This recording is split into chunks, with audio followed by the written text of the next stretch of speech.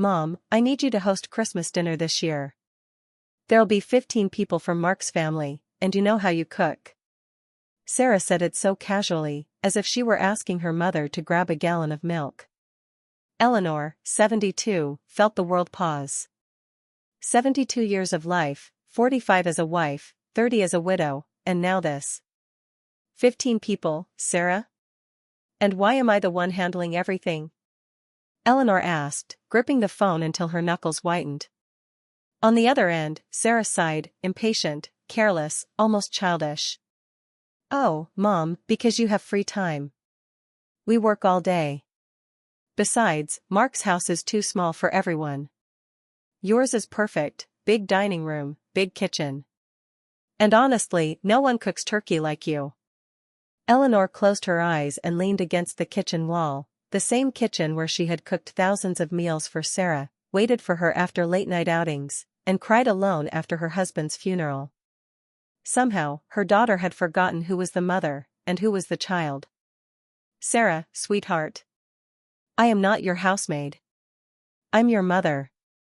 Oh please, Mom, don't be dramatic. It's just dinner. You can buy everything, I'll pay you back. Brenda's bringing dessert. You only need to handle the main dishes, sides, appetizers, and clean the house before and after. You know, the usual. The usual. A bitter laugh nearly escaped her. When had it become normal for her to be the unpaid help? When did her time, energy, and dignity stop mattering? And Mom, one more thing. Mark's family is picky. Nothing spicy. Aunt Carol can't have gluten. Cousin Matthew is vegetarian. Mark's grandma wants her meat very well done. Oh, and get red wine, but not too pricey, there's a lot of people to serve. Eleanor felt every word land like a slap. It wasn't just about Christmas, it was years of small humiliations piling up like raindrops becoming a storm. 15 demanding strangers, as if it were no more effort than making a cup of tea. And what will you be doing, Sarah, while I cook for your husband's entire family? Oh, I'll help, of course. I don't know, set the table, serve drinks. Mark will be busy with his family. You know how gatherings are. Eleanor felt something inside her finally crack, not her heart, but her patience. Her lifelong reflex to say yes. The part of her that sacrificed, served, stayed quiet, and kept peace, no matter the cost. Sarah, let me ask you something. When was the last time Mark or his family invited me to anything? When have they treated me like family, and not as free kitchen staff? Mom, don't start. They appreciate you. It's just that, well, you know how Mark is. He's shy. Shy. Mark, who was never shy about asking to borrow money to fix his car.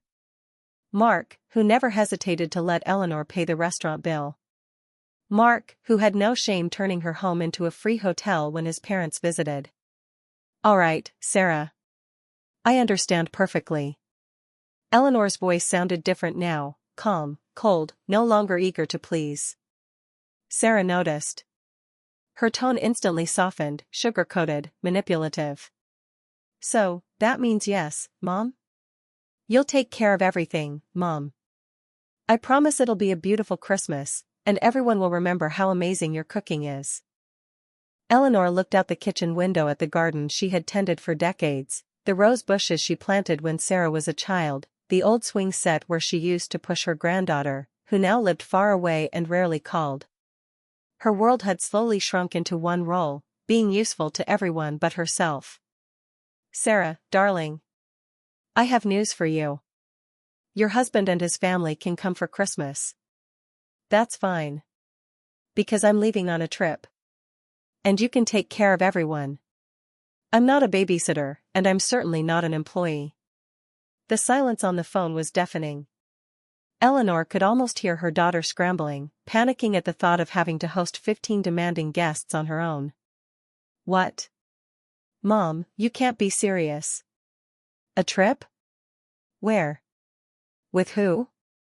Mom, this is ridiculous. Everything is already planned. Planned by you, Sarah. Without asking if I wanted to be part of those plans. With trembling hands, Eleanor hung up and stared at the phone like it belonged to someone else. For the first time in decades, she had said no. For the first time in her life, she had drawn a line. And it felt terrifying, and beautifully freeing. She walked into the living room, where a lifetime of photographs watched her from the shelves. Sarah at 5 years old in her little pink polka dot dress, toothless smile in the garden.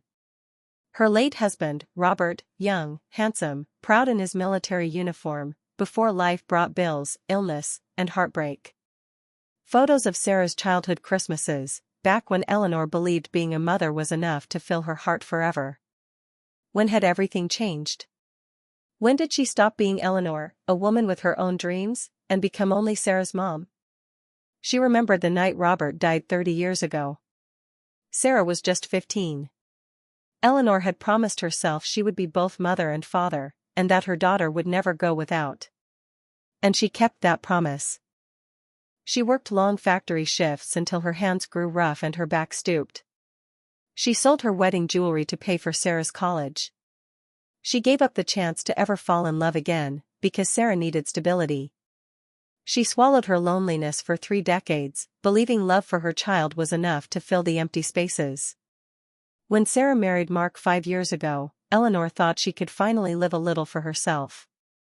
That her grown, married daughter wouldn't need so much anymore. How naive she was. The request started 2 months after the wedding. Mom, can you lend us $2,000 for Mark's car? We'll pay you back next month. Next month never came. But more favors did. Mom, can you house sit while we vacation in Cancun? Mom, can you host Mark's parents? Our house is too small. And Eleanor always said yes. Always smiling. Always available. She walked to her bedroom, opened her nightstand drawer, and pulled out the small notebook where she kept her personal expenses. A lifetime habit, she knew the value of $1. The numbers felt like a blow to the chest. In 5 years, she had spent over $15,000 on Sarah and Mark. Money from her pension, her savings, the fund she set aside for future medical needs. Mark's birthday dinner, $110. Sarah's car repairs, $800. Christmas gifts for their whole family, $950. Flights so they could visit Mark's parents, $600. Sarah's rent when Mark lost his job, $1,200 for 3 months. And not once, did they ever ask how she was. If she needed anything. If she had enough for her medications, or to fix the leaking roof she'd ignored for 2 years because she kept choosing her daughter's emergencies over her own comfort. She sat on the edge of her bed and, for the first time in years, let herself cry. Not from sadness. From anger. Anger at Sarah for taking her for granted. Anger at Mark for treating her like unpaid help. But most of all, anger at herself, for allowing it, for shrinking herself to keep the peace.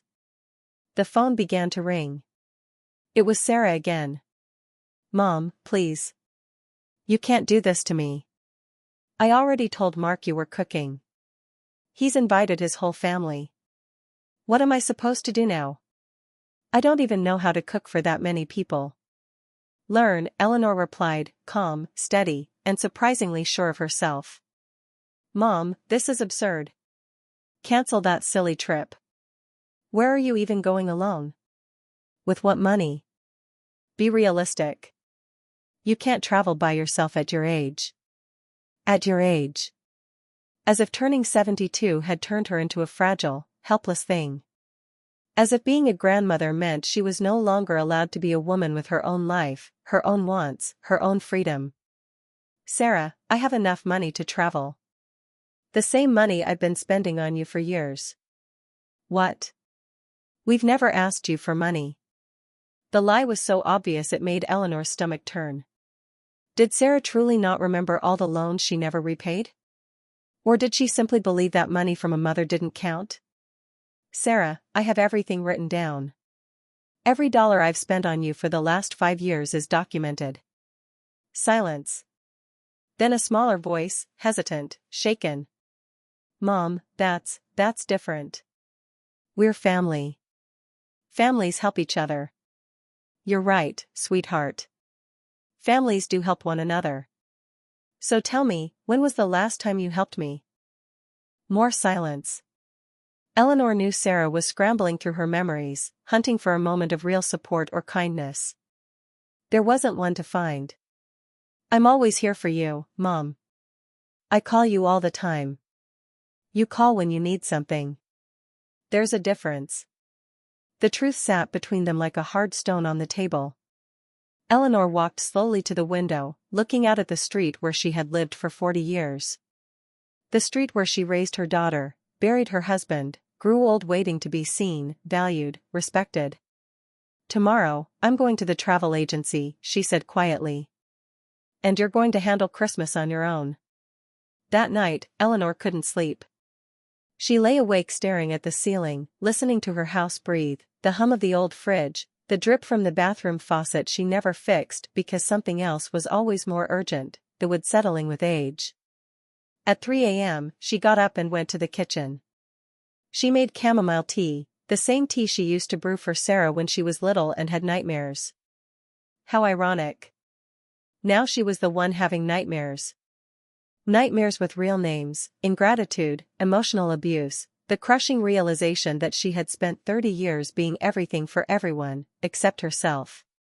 She sat at the kitchen table, hands wrapped around the warm cup, and let herself remember, not the sweet memories she clung to for comfort, but the ones she buried because they hurt too much. She remembered the first time Sarah made her feel small. 3 years ago at a neighbor's baby shower. Eleanor had dressed up, and someone complimented her. Sarah laughed lightly and said, "Oh yes, Mom bought new clothes." Hopefully she didn't overspend. You know how old people are with money. Old people. As if being old meant being foolish.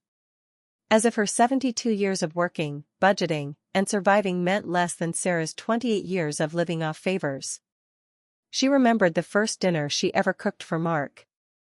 She spent hours making a full homemade meal, roasted chicken with green sauce, saffron rice, refried beans, handmade tortillas, 3 different salsas. Mark ate without one word of thanks. No smile. No compliment. At the end, he burped and shrugged. It's okay. But my mom, Brenda, puts more spice in hers. And Sarah laughed. Her own daughter laughed at the insult thrown at her mother's hard work. She remembered every Christmas where she cooked for 10, 12, sometimes 15 of Mark's relatives while they sat on her couch, watching TV, judging everything she served, everything she did. The house was always too cold, the music too loud, the decorations not festive enough, and Sarah never defended her. Not once. She remembered the night she ended up in the ER after slicing her hand while cooking for Mark's birthday. Sarah showed up 2 hours later, not because she was busy, but because she was at the salon getting her nails done. Oh Mom, was all that drama necessary? It's just a few stitches. Just a few stitches. As if her mother's pain was always an inconvenience. Always not a big deal. She remembered selling Robert's engagement ring, the only precious keepsake she had of her late husband, to lend Sarah $3,000 when Mark lost his job. Sarah promised she'd pay it back in 3 months. That was 2 years ago. She remembered the week she had the flu, so weak she could barely stand. Sarah never came by once. Not to bring soup. Not to check on her. But the moment Eleanor felt slightly better, Sarah called to ask if she could water her plants because she and Mark were going away for a romantic weekend. And she remembered, painfully clearly, the exact moment she stopped being a person and became a function. It was the day of Aunt Helen Vance's funeral, Robert's sister.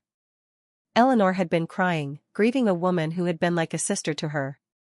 Sarah walked over, but not to comfort her. She leaned in and whispered, "Mom, you need to stop crying so much. People will think you're being dramatic. Also, I need you to pick up my dress from the dry cleaner tomorrow. I need you to go." "Not could you? Not would you mind?" "I need you to go." The way someone speaks to an employee. Her tea had gone cold in her hands, but she didn't notice.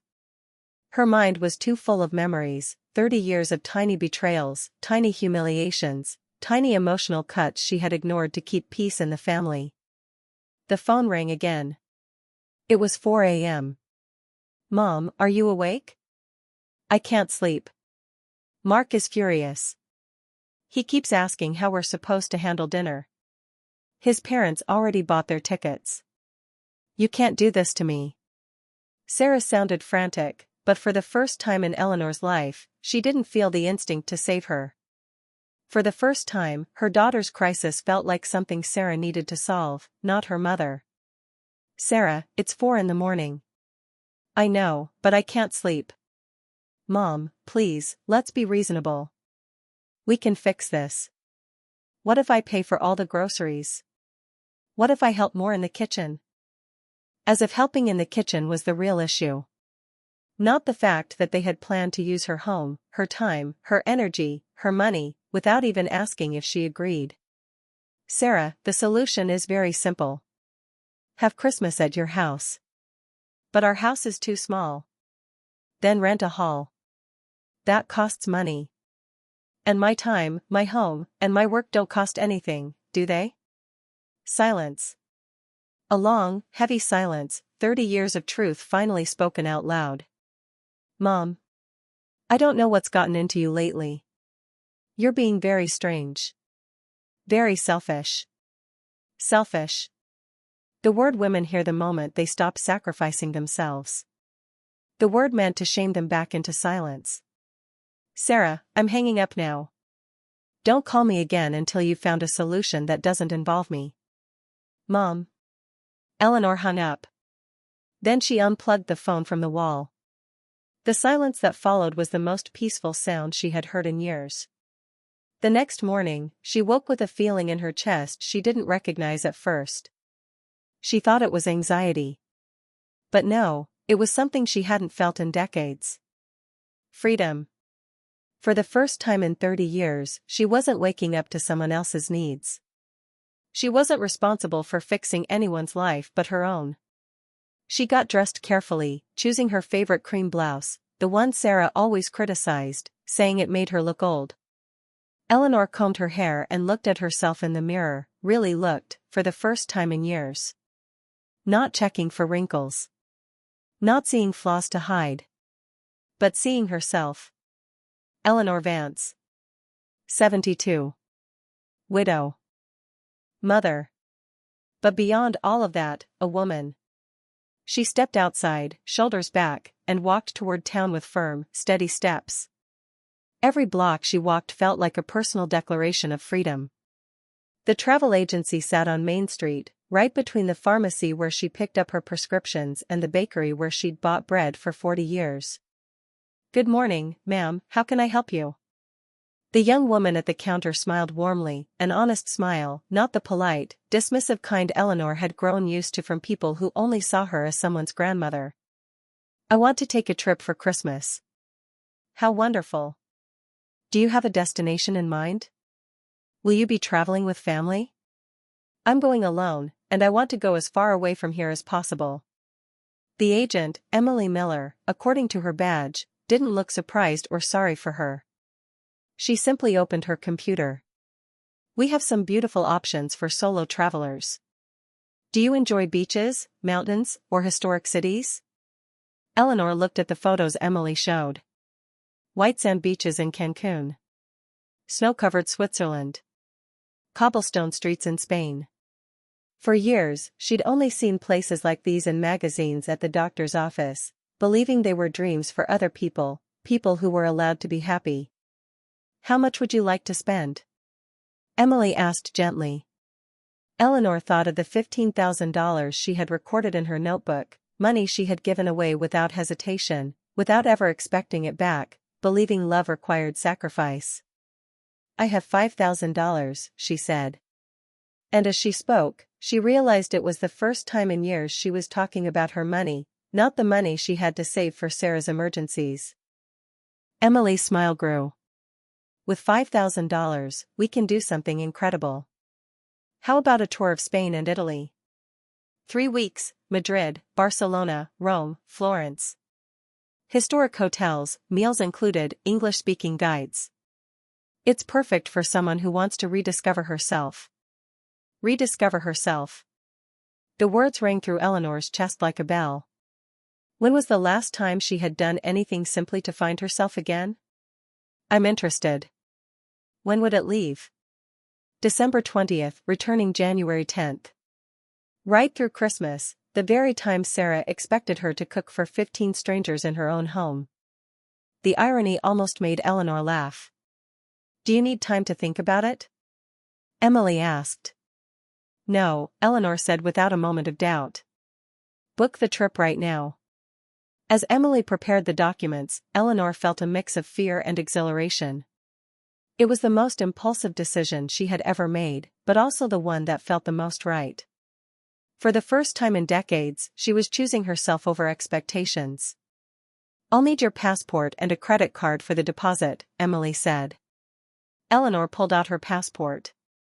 It was valid because she had secretly renewed it last year, still holding a small hope of using it someday. Sarah had laughed at her for it. Why renew it, Mom? Where on earth would you go? Spain and Italy, Eleanor thought, smiling. I'm going to Spain and Italy. Leaving the travel agency with her ticket in hand, she felt like a different woman. It wasn't just a trip, it was a choice to live for herself again. Her phone buzzed. A message from Sarah. Mom, Mark says if you don't cancel that ridiculous trip, he's going to tell his whole family how selfish you are and that you ruined Christmas. Is that what you want? Eleanor read the message twice. First with the old instinct, panic and guilt. Then again, with a new, calm clarity. Mark, who had never kept a job more than 6 months. And I believed him. I honestly thought that was love, someone providing, protecting, making me feel secure. I held on to that idea for decades. At the memorial, I wore Robert's favorite charcoal wool coat, the one he always said made me look classy. I stood at the chapel entrance, greeting guests as they arrived. The wind outside was brutal, stinging my cheeks, numbing my fingers. Still, I forced a smile, determined to give him the dignified, respectable farewell he would have wanted. Robert lived his entire life polishing his image, obsessing over what people thought of him. And even in death, I was still protecting that image for him. Daniel stood at the podium. Our only child. He turns 33 this year, a brilliant back-end engineer at a tech company, successful, composed, reliable. He looked so grown in his tailored black suit. His expression was solemn, voice steady, just like his father's. He read a beautiful tribute, then paused. His eyes glistened. There's someone I want to give a special thank you to, he said, voice trembling just enough for the room to lean in. Silence swept through the chapel. My breath caught. I squeezed my handbag until my knuckles turned white. This is it, I thought. He's going to finally acknowledge me. Decades of devotion, all the hospital nights, the holidays I hosted, the anniversaries he forgot but I still celebrated, the sacrifices no one ever noticed. I felt it rising, that long-denied recognition. I could almost hear the words forming, my mother. But what he said next, cut through me like a dull, rusted knife, slow, painful, stealing the little hope I still carried. Someone who supported my father through the hardest time of his life. Miss Linda Mallister. A hush rippled across the room. Heads turned. Mark, who had lived in her house for 3 months without paying rent. Mark, who ate her food, used her electricity, her water, her internet, and now had the audacity to call her selfish. Eleanor typed a clear reply, tell Mark he can tell his family whatever he wants. I'll be in Europe, I won't hear him. The response came immediately, Europe? Are you out of your mind? With what money? With my money, Eleanor wrote back, and after a pause, added, the same money I've been spending on you for years. Her phone buzzed again. Sarah was calling. Eleanor looked at the screen and, for the first time ever, chose not to answer. She turned off the phone and tucked it in her purse. She had more important things to do than listen to reproaches and manipulations. She had luggage to buy, clothes to pack, a life to reclaim, 72 years postponed at last. As she walked toward the luggage store, Eleanor felt lighter with every step, as if she had finally set down an invisible backpack she had carried for decades. For the first time in 30 years, she had something to look forward to that had nothing to do with making someone else happy. For the next 3 days, Eleanor kept her phone off, not out of fear of Sarah's calls, but because she had discovered something extraordinary: silence. The silence of not having to explain herself, justify her choices, or earn her right to happiness. She prepared for the trip with a thrill she hadn't felt since youth. She bought a new suitcase, wine red, elegant, practical. Clothes she had never dared to wear, a chic beige coat that made her feel sophisticated, brightly colored scarves, comfortable yet stylish shoes for exploring European streets. At the downtown bookstore, she pored over guides to Spain and Italy, tracing maps, marking the places she longed to see: the Prado Museum in Madrid, where she would finally witness the paintings she had admired in books for years; the Sagrada Familia in Barcelona, that impossible church pulled straight from a dream; the Colosseum in Rome, imagining lives lived 2 millennia ago; and Venice, where she would sip coffee as gondolas floated by. For the first time in decades, she was planning something entirely for herself. On the 4th day, she turned on her phone. 47 missed calls from Sarah. 12 voice messages. 23 texts. She read them all calmly, even with a quiet amusement. "Mom, answer the phone. Mom, this is ridiculous. You're acting like a child. Mark says if you don't change your mind, we'll have to find another solution. Mom, his family already bought tickets. You can't ruin Christmas. I'm so disappointed in you. I never thought you'd be so selfish. Mom, please. I need you." The messages followed the familiar pattern: anger, emotional blackmail, victimhood. For years, Eleanor had obeyed that script automatically. Not anymore. She dialed her friend Beatrice B. Walton, the only person who had ever spoken honestly to her, even when the truth stung. "Eleanor, where have you been?" Beatrice's voice was brisk, candid, just like always. "Sarah called me yesterday." She sounded hysterical. "B, I need to tell you everything, and I need your honest opinion." They met at the corner cafe where they had gathered weekly for the past decade. Beatrice, 74, had taken a completely different path after widowhood. She had driven cross-country, taken painting classes, traveled with tour groups, even quietly dated. She was still sharp, direct, unfiltered. "You look different," Beatrice said the moment she saw Eleanor. "More yourself." Eleanor recounted everything: Sarah's call, the demand to organize a dinner for 15, her refusal, and her Europe trip. Beatrice listened silently, nodding occasionally, letting Eleanor speak until she had said it all. "And what do you think?" Eleanor finally asked. "Am I being selfish?" Eleanor asked. Bea laughed, a warm, ringing laugh, like jingle bells. "Oh, Eleanor, do you know how long I've been waiting for you to have this conversation with yourself?" "What do you mean?" "I've watched how Sarah treats you for years. How you let it happen. And every time I tried to tell you, you defended her. But she's my daughter, but she's going through a rough time, but I'm her mother. Sound familiar?" Eleanor's cheeks flushed. Too familiar. Excuses she had repeated for decades, justifying the unjustifiable. "B, do you think I'm a bad mother for going on a trip at Christmas?" "I think you're finally learning the difference between being a good mother and being a useful mother."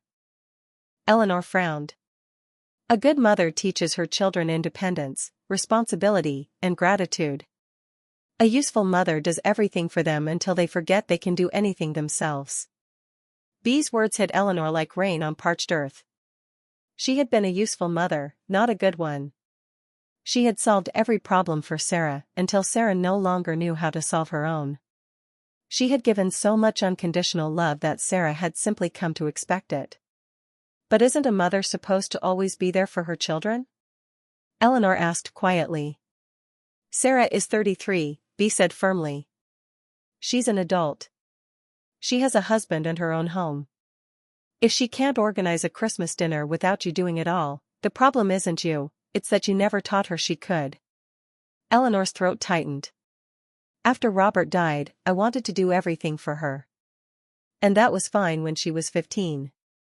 But I kept being everything for her at 20, 25, 30, and now she believes that's my job. That I exist to solve her problems.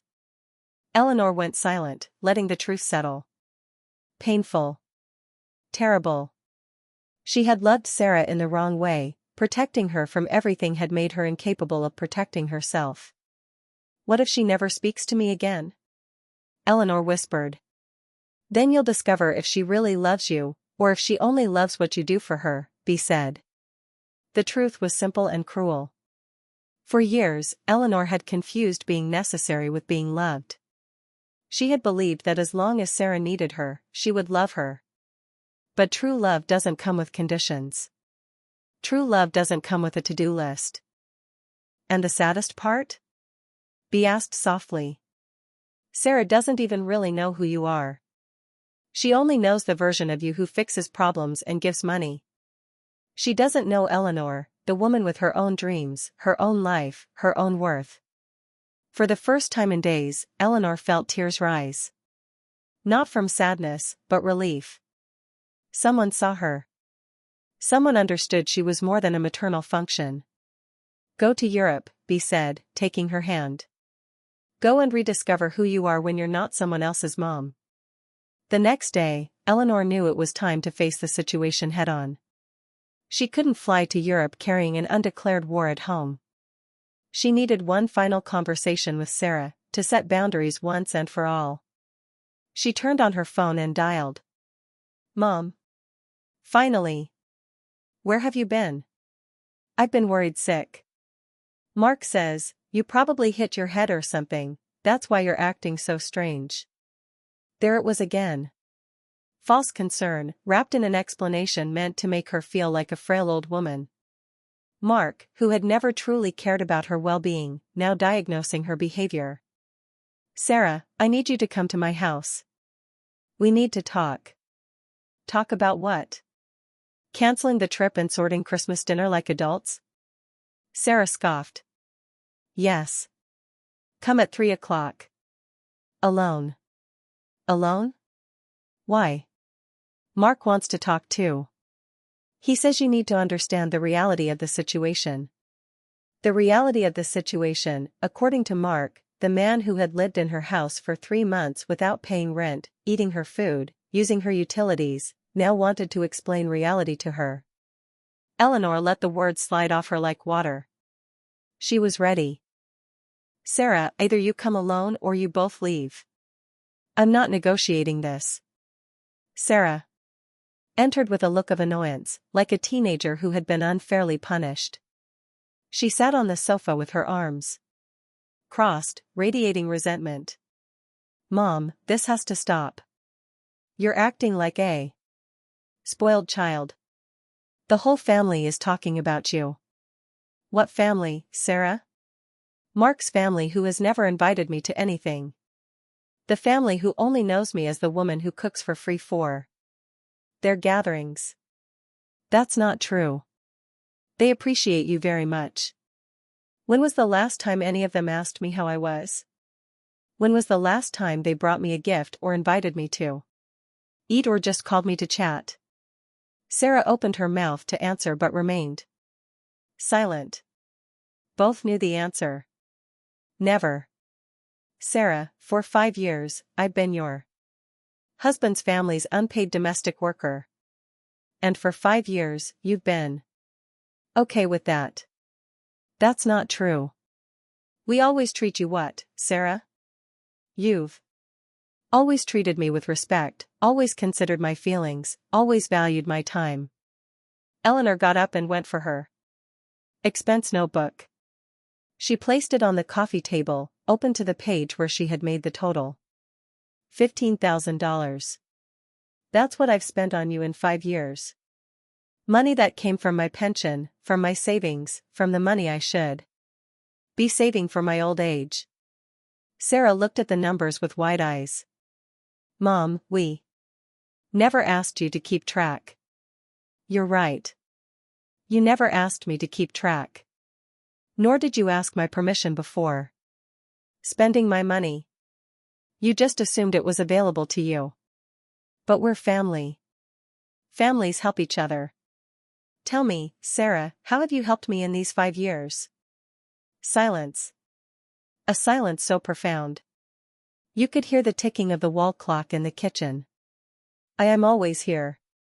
When you need me. When have I needed you, Sarah? Give me an example. More. Silence.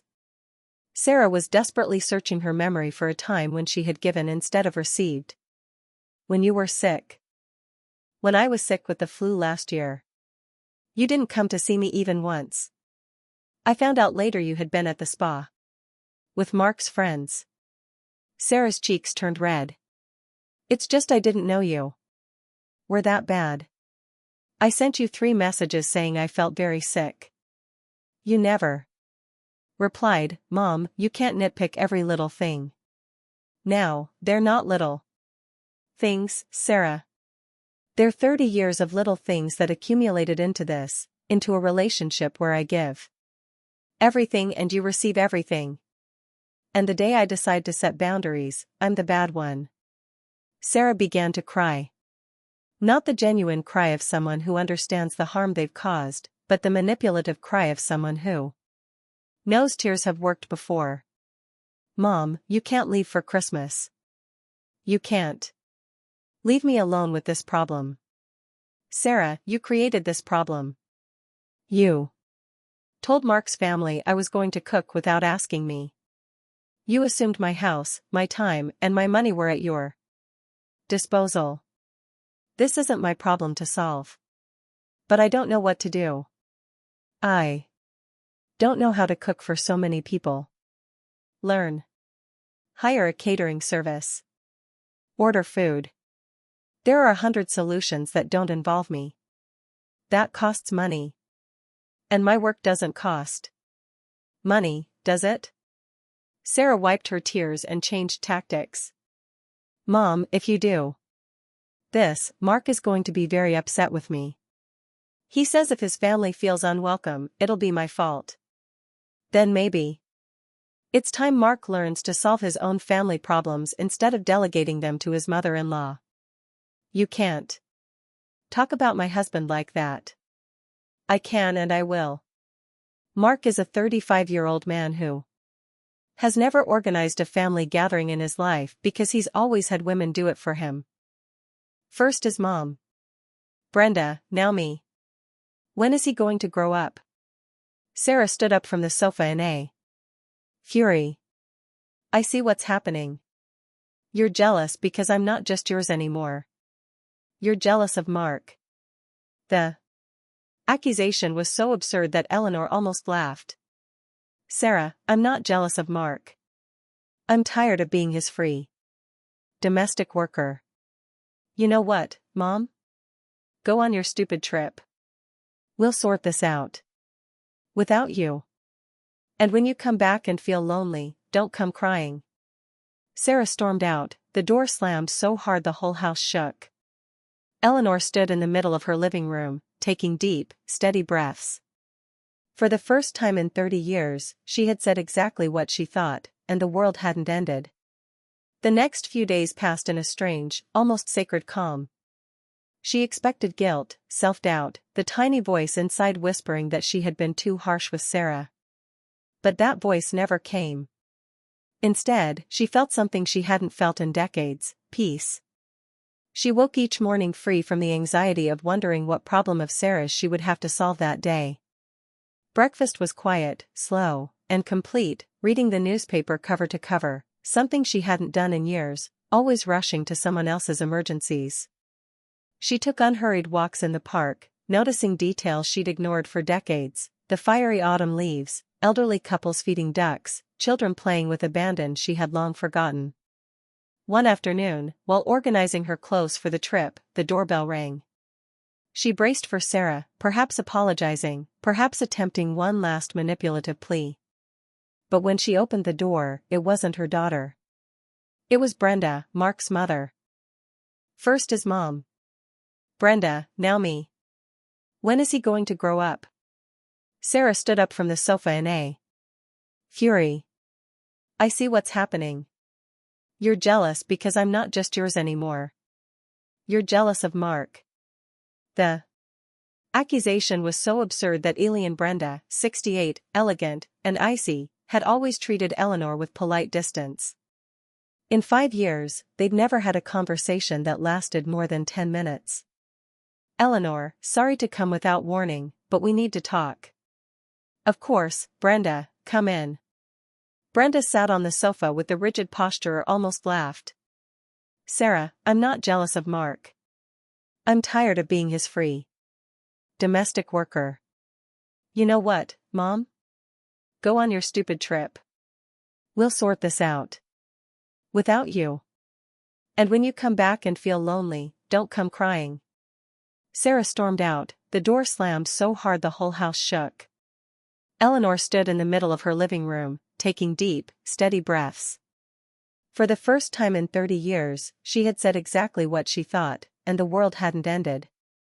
The next few days passed in a strange, almost sacred calm.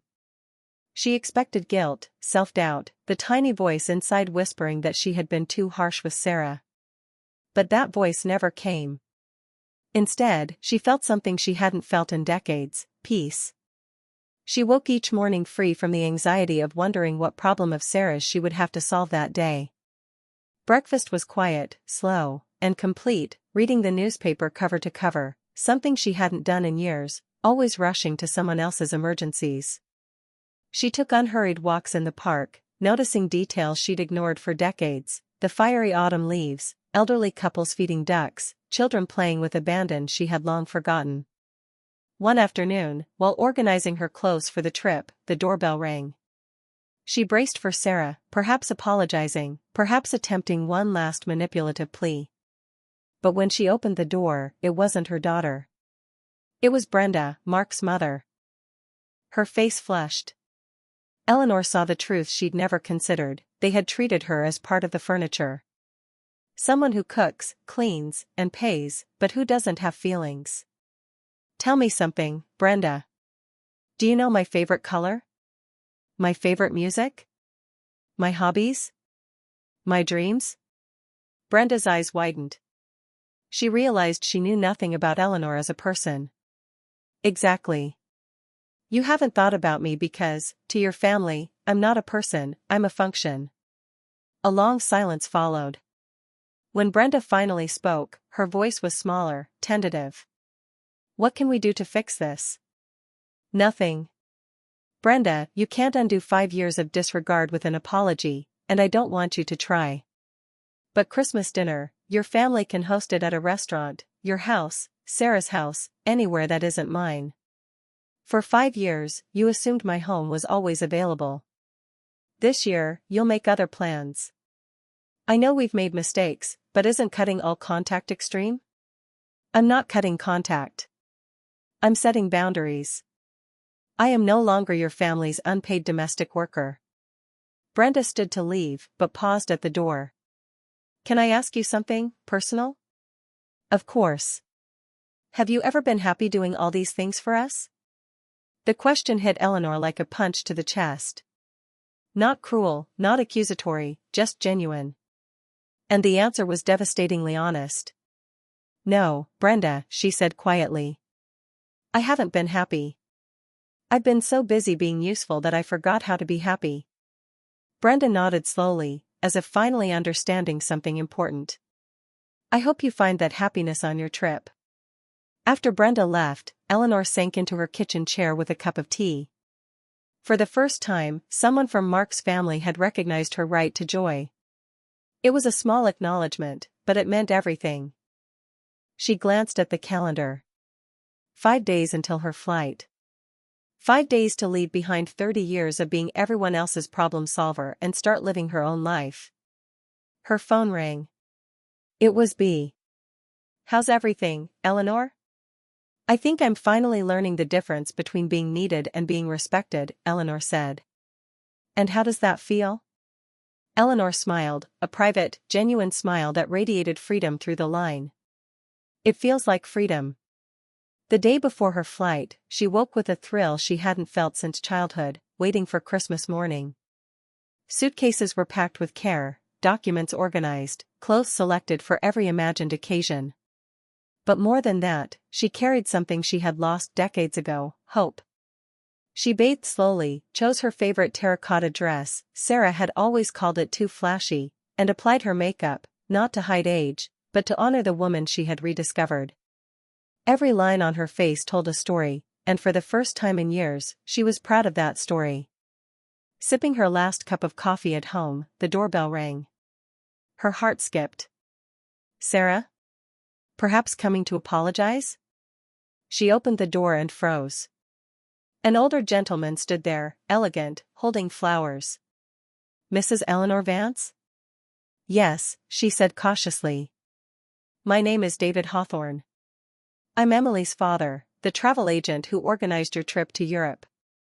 Eleanor blinked. Emily's father, here? He smiled warmly. She told me about you. About your courage, traveling alone for the first time. And, well, I'm on the same trip, almost the same dates, nearly the same itinerary.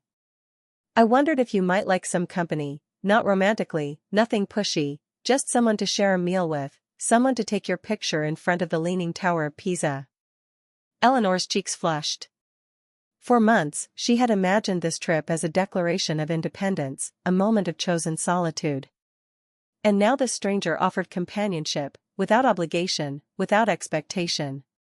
I don't know what to say. I wasn't expecting this, she admitted. I know, David said gently.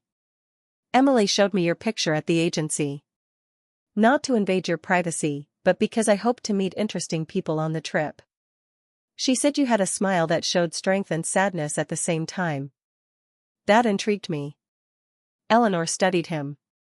Probably 75, neatly combed silver hair, kind eyes behind elegant glasses, a posture that spoke of dignity without arrogance. He wore a brown wool sweater and pressed trousers. Not conventionally handsome, but there was something about him that radiated calm and respect. Can I ask why you're traveling alone? She ventured. My wife died 2 years ago, he said softly.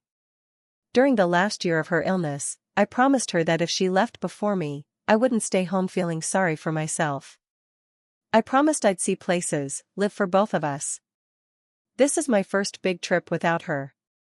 Eleanor felt an immediate connection. Both were shedding versions of themselves they no longer wanted. Both were seeking to rediscover who they were in distant lands. And what do you hope to find in Europe? She asked.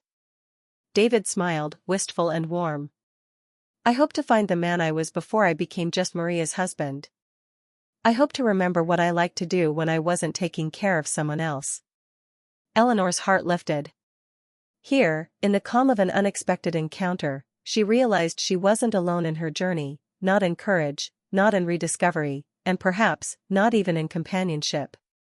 The words resonated in Eleanor's heart like bells. It was exactly what she had been feeling but hadn't known how to express. David, I have to be honest. This trip is very important to me. It's the first time in 30 years I'm doing something completely for myself. I don't want to compromise it with romantic expectations. Oh, Mrs. Eleanor, he interrupted gently, I don't want complications either. I just want the possibility of sharing an intelligent conversation once in a while, and having someone tell me if I have food in my teeth after eating pasta in Rome. Eleanor laughed, a genuine laugh that surprised even her.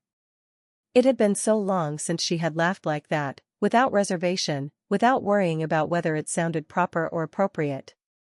You know what, David? I think I'd like that company. Seriously? Seriously. But with one condition. Tell me. Each of us pays our own expenses. No old-fashioned chivalry where the man feels obligated to cover everything. I have my own money, and I want to use it. David's smile broadened. Mrs. Eleanor, I think we're going to get along very well."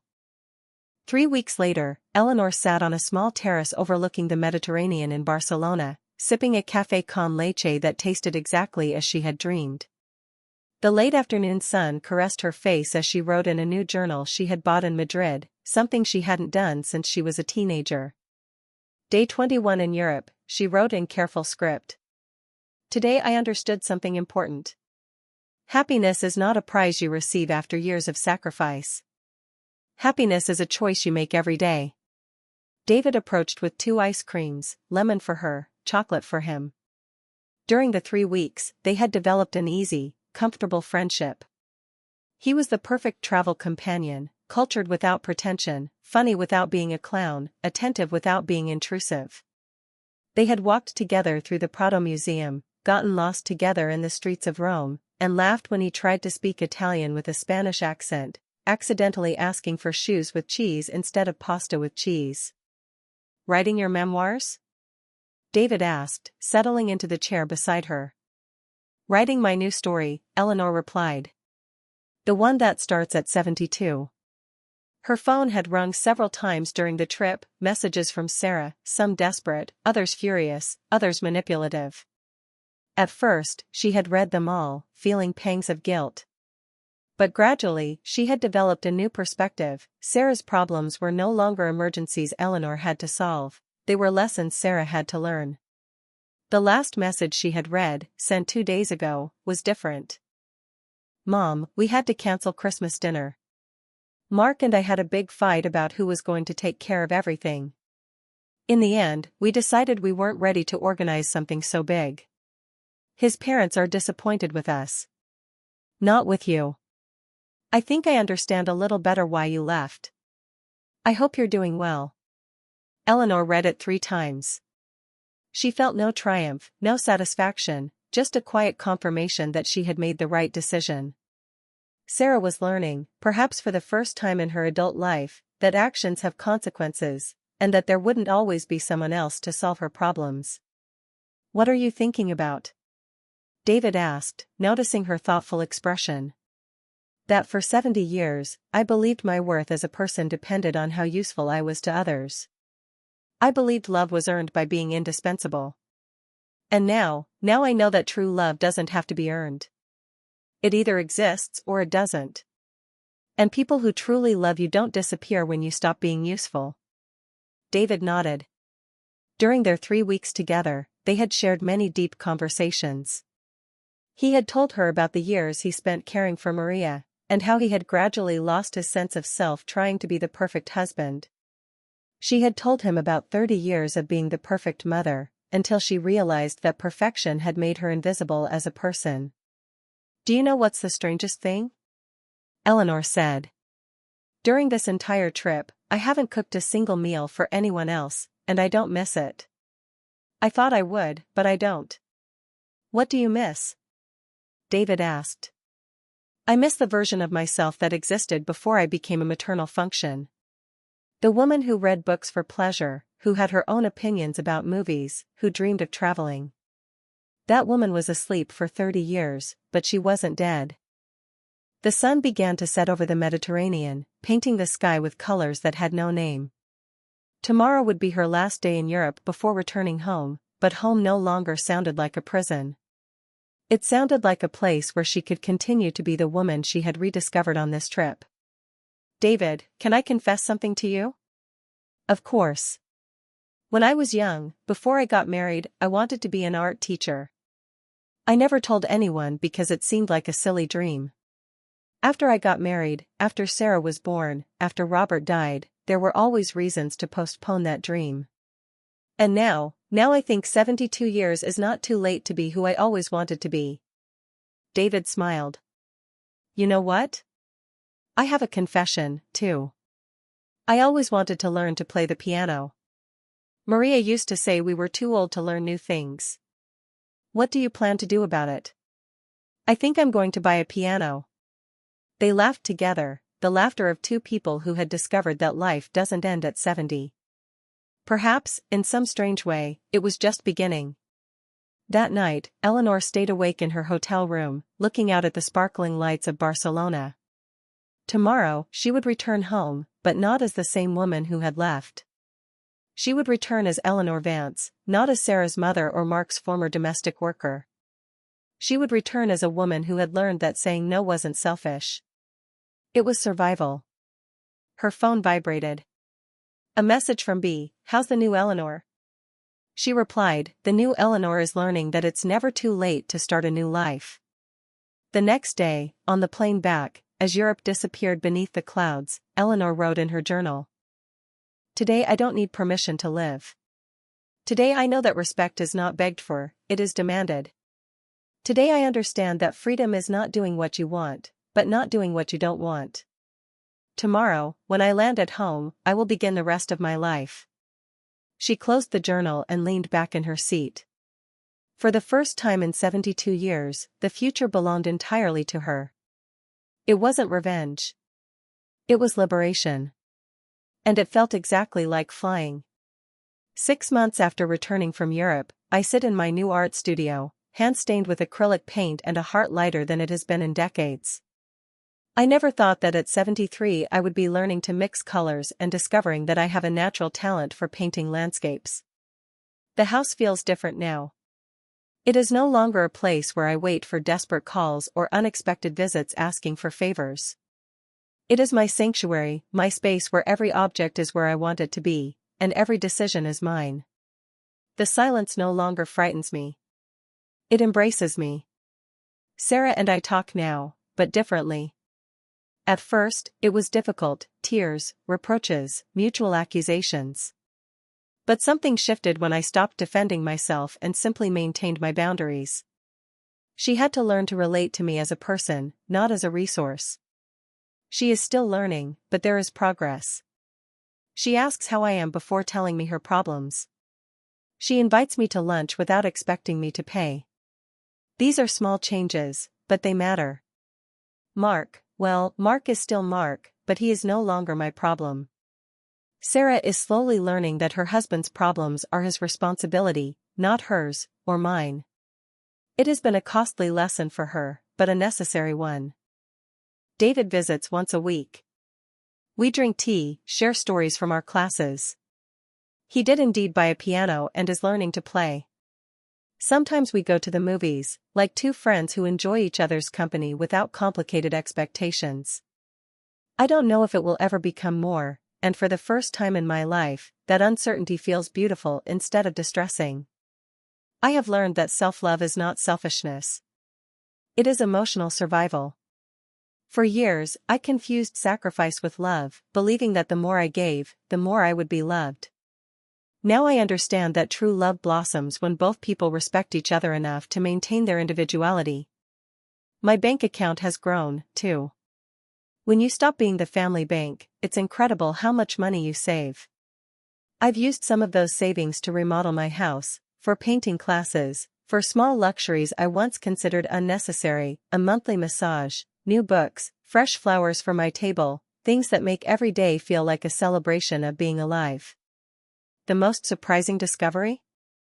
I am not invisible. I had simply stopped seeing myself. When I started valuing myself, others began to do so, too. My neighbors greet me differently. The butcher asks about my paintings. The librarian saves art books just for me. I've learned that setting boundaries doesn't destroy relationships. It either improves them or eliminates them, and both outcomes are good.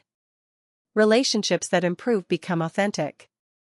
Those that are eliminated probably weren't worth keeping. Some days, I feel sadness for the lost years, the woman I was who believed herself indispensable when in reality she was interchangeable. But that sadness no longer paralyzes me. I accept it, embrace it, and let it go. The past taught me that the present belongs to me. I look at my hands as I write this.